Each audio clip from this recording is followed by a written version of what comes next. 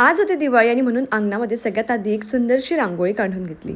आता दिवाळी म्हटलं की प्रत्येक जण घरातला कामी लागलेला असतो आणि आज दादांचं इकडे चाललं होतं तोरण लावणं. आदल्या दिवशीच आम्ही तोरणं बनवून ठेवले होते. दादांनी घरभर सगळ्या दादांना ते तोरणं लावून घेतले. मम्मींची पूजा चालली होती आणि अनाया आजीबरोबरची पूजा खरंच खूप एन्जॉय करते. त्यानंतर नाश्त्यासाठी बाहेरूनच घेऊन आलो होतो. सगळ्यांनी मिळून मस्त नाश्ता केला आणि मग आता दुपारची तयारी म्हणजे संध्याकाळच्या स्वयंपाकाची तयारी किंवा रांगोळ्यांची तयारी चालली होती.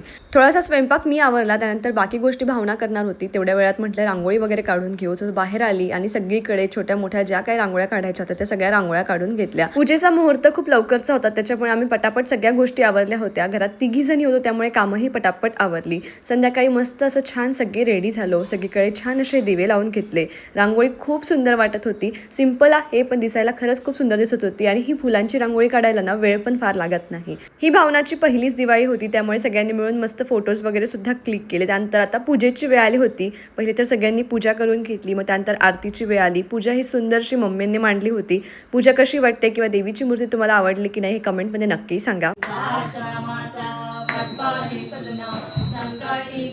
आमच्याकडे अशा प्रकारे सिंपलचं असं लक्ष्मीपूजन सेलिब्रेट करतात. तुमच्याकडे या व्यतिरिक्त काय करतात हे सुद्धा मला कमेंटमध्ये नक्की सांगा.